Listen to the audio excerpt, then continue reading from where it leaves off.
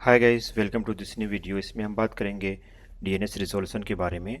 जब आप अपने पीसी में अपने ब्राउज़र में कोई वेबसाइट जैसे www.google.com लिखते हैं तो उस वक्त बैकग्राउंड में क्या हो रहा होता है। ओके, सो इसमें क्या होता है कि हम ज़्यादातर लोग जानते हैं कि हमारा सिस्टम एक डीएनएस क्वेरी सेंड करता है हमारे लोकल डीएनएस सर्वर को, जिसके रिस्पॉन्स में हमारा डीएनएस सर्वर एक आईपी एड्रेस देता है। बट क्या हमें पता है कि ये जो आईपी एड्रेस में मिलता है कैसे मिलता है? क्या हमारे लोकल डीएनएस के पास सारे डीएनएस के रिकॉर्ड्स होते हैं? ऐसा नहीं है। अपना डीएनएस सर्वर के पास इतनी कैपेसिटी नहीं होती या इतना बड़ा डेटाबेस नहीं होता जिसमें वो सारे इंटरनेट के जितने भी डोमेन हैं, बिलियंस ऑफ डोमेन है, सबका रिकॉर्ड रख पाए।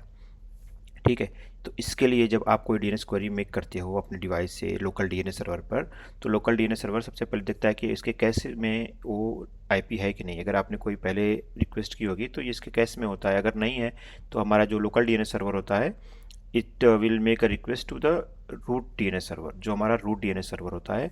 तो अगर आप डीएनएस सर्वर के बारे में जानेंगे तो हमारे पास root DNS, top level DNS और अथॉरिटेटिव डीएनएस भी होते हैं। तो हमारा लोकल डीएनएस सबसे पहले ट्राई करेगा कनेक्शन करने की रूट डीएनएस को, आस्किंग की what is IP for www.google.com। ठीक है, तो रूट डीएनएस सर्वर हमारा रिस्पॉन्स करेगा क्योंकि रूट डीएनएस सर्वर के पास इसका रिकॉर्ड नहीं होता। रूट डीएनएस सर्वर कभी भी डीएनएस रिकॉर्ड्स होल्ड नहीं करते, बट रूट डीएनएस सर्वर्स के पास टॉप लेवल डोमेन के जो डीएनएस सर्वर्स होते हैं, जैसे .com का अलग डीएनएस सर्वर होता है, .net, .in और इस तरह के .org, जितने भी टॉप लेवल डीएनएस होते हैं हमारे टॉप लेवल डोमेन नेम, उनके अलग अलग डीएनएस सर्वर्स होते हैं। क्योंकि www.google.com में .com है तो हमारा जो रूट सर्वर होगा एक .com डीएनएस सर्वर का आईपी रिस्पॉन्ड करेगा हमारे लोकल डीएनएस को। फिर हमारा लोकल डीएनएस उस टॉप लेवल डोमेन डीएनएस को कांटेक्ट करेगा आस्किंग कि what is IP for www.google.com।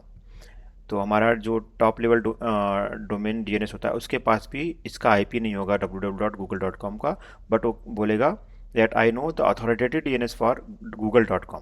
So google.com हमारा मेन डोमेन है। ठीक है, तो विल से कि मेरे पास google.com का अथॉरिटेटिव डीएनएस सर्वर का आईपी है which it will respond to our local DNS. Okay, now what happened, our local DNS will try to communicate with authoritative DNS server of www.google.com।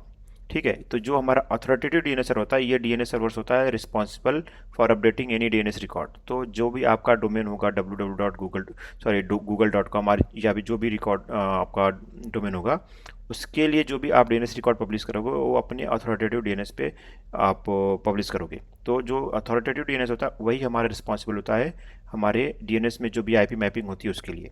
तो हमारा जो local DNS है वो last एक request send करेगा authoritative DNS server को, जिसके response में अथॉरिटेटिव डीएनएस सर्वर जो www.google.com है उसका आईपी रिस्पॉन्ड करेगा हमारे लोकल डीएनएस को, जिसे ये रिस्पॉन्ड करेगा 214.239.38120। ओके, ये गूगल का www.google.com का आईपी है।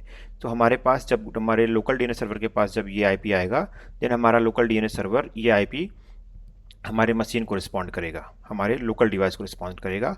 और जब हमारे लोकल डिवाइस के पास वो आईपी आ जाएगा तो हमारा लोकल डिवाइस उस आईपी पे कम्युनिकेट करेगा इंस्टेड ऑफ www.google.com। अगर ये वीडियो आपको पसंद आया हो तो अपने दोस्तों के साथ शेयर ज़रूर करें, चैनल को सब्सक्राइब और वीडियो को लाइक ज़रूर करें। Thank you.